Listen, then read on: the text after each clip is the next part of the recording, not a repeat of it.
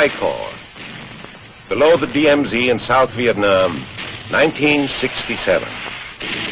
The year began as it would end, with fierce fighting.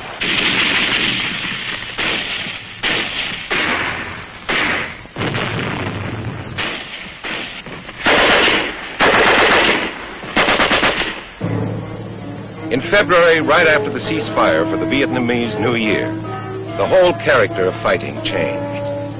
From the Mekong Delta in the south, north along the coast, to the bases of Chu Lai and Da Nang, from Quang Ngai in southeastern I Corps to Hue and Quang Tri in the north, along the DMZ from the China Sea to the borders of Laos and Cambodia, Marines saw plenty of action.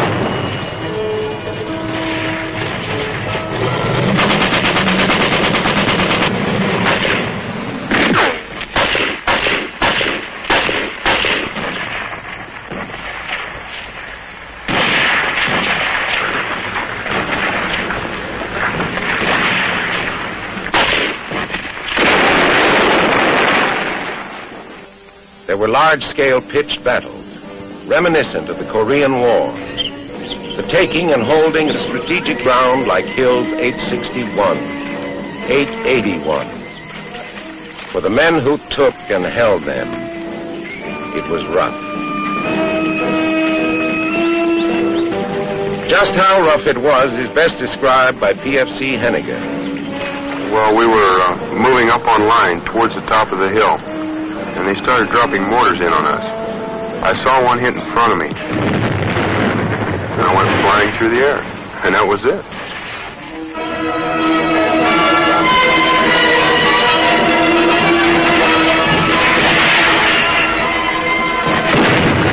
Golf Company, earlier situated on the crest of the hill, was trying to give the unit that was being hit some help.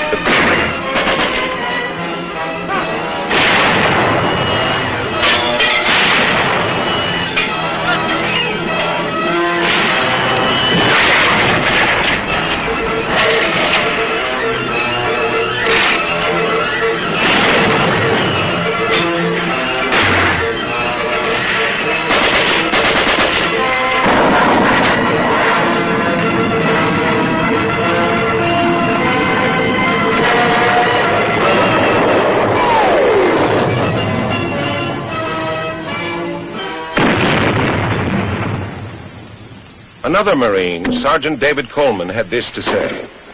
The NVA that were on the hill that day was just as well trained as we were, and they weren't going to run for nothing.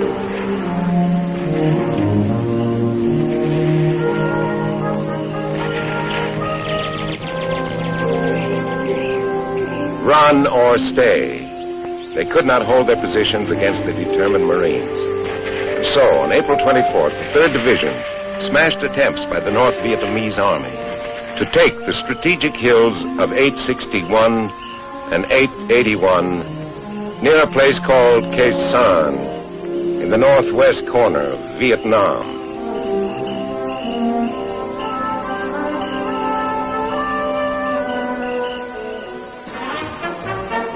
On May 31st, 1967, the Marines in Vietnam said a temporary goodbye to a good friend.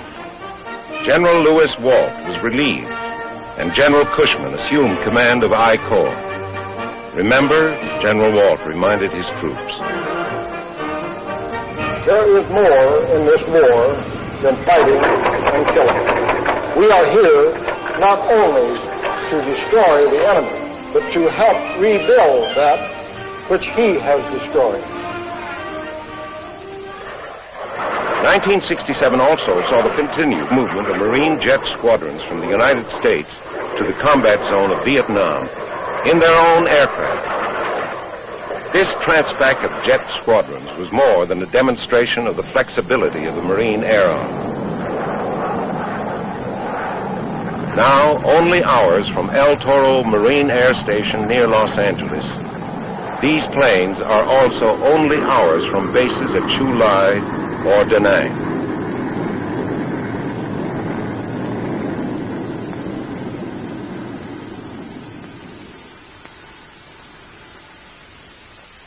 Angel of Mercy, and tireless workers.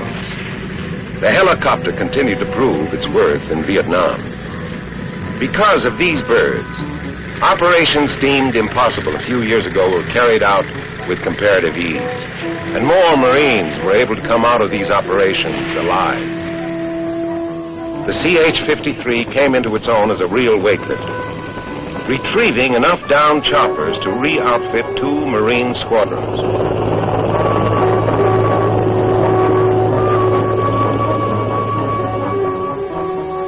Throughout I Corps, the familiar sight of these jungle taxis meant beans and bullets to the Marine on the ground, and for so many, a second lease on life. Throughout the spring and summer, along the DMZ, Khe Dong Ha, Geo Lin, and other outposts were repeatedly attacked by major units of the North Vietnamese Army.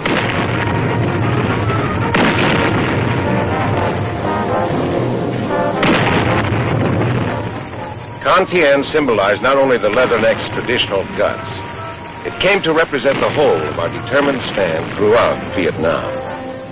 This determination is best described by PFC Burt Lancaster, a Marine who was at Con Tien. Well, we're here, and everybody wants to get back home. And you don't like seeing your friends hurt and killed. They just want to say we're over here for a cause, and I'm fighting for it. I wouldn't go home now even if I could. And that's the truth. I just believe in what we're fighting for. I wouldn't have it any other way or being somewhere else.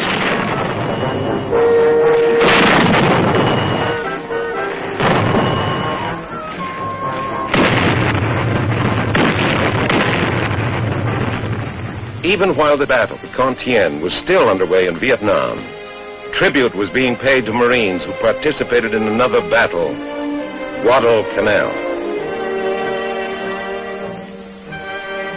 The 25th anniversary of this historic event occurred in August, and among those paying tribute was Sergeant Major Vuza, a fearless islander who saved the lives of many Marines. There were other Marine Corps operations in Vietnam during 1967, starting with Operation Deckhouse in the Mekong Delta to the Prairie Operation along the DMZ. A list too long to be recited. A list not without its casualties.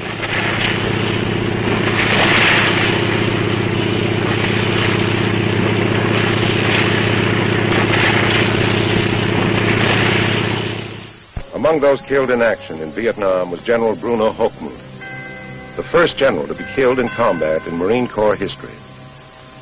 From March 19th to November 4th, General Hochmuth served as commanding general, 3rd Marine Division, and was killed when the helicopter in which he was riding crashed.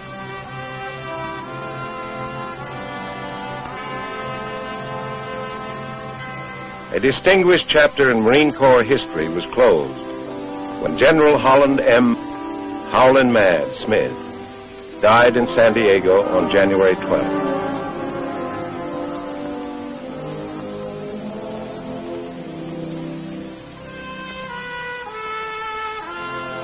Throughout the year, Marines fought with their customary valor.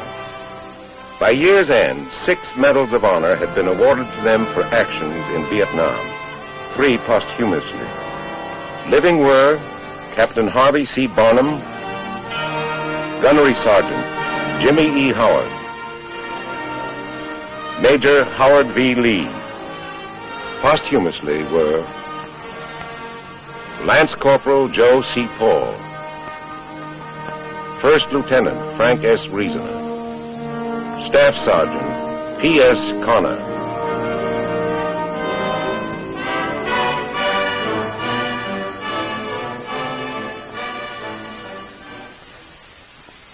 At home, there were other significant activities. Marine training increased in tempo and became more oriented toward the conflict in Vietnam.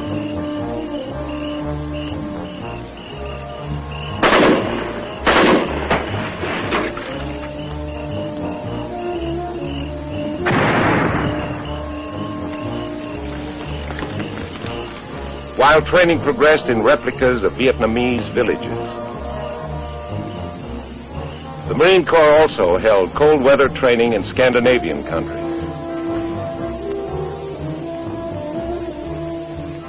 Elsewhere around the world, Marines continue to meet our national commitments despite the demands of combat in Vietnam. Marine veterans from Vietnam also served at the United States Pavilion throughout Expo 67 in Montreal, Canada.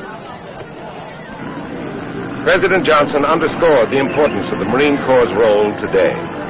Visiting Camp Pendleton, he helped celebrate both the 25th anniversary of this big training base and the Marine Corps' 192nd birthday.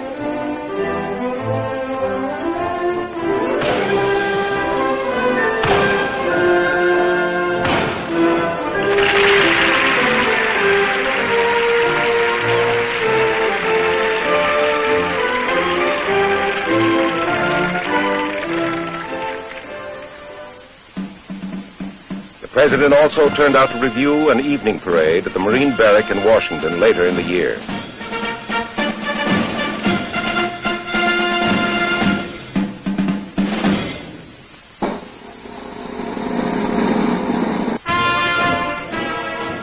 In December, Captain Charles Rock was a principal in the first White House wedding in 50 years.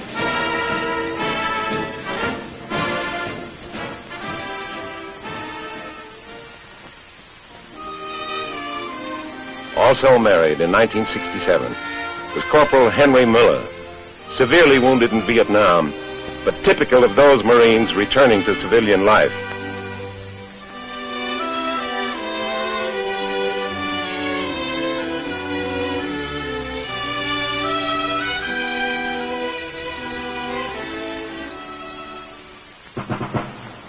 Over 70,000 Marines were on duty in Vietnam by year's end when General Wallace Greene turned over command of the Corps to General Leonard Chapman in the nation's capital.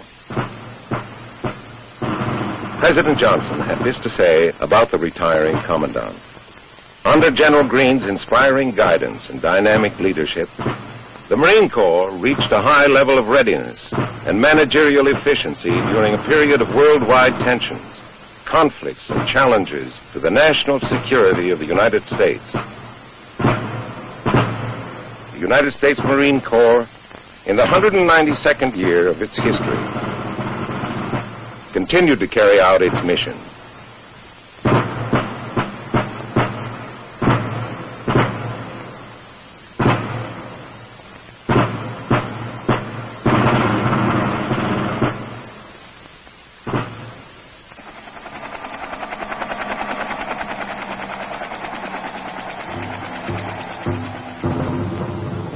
And so, the year ended as it had begun.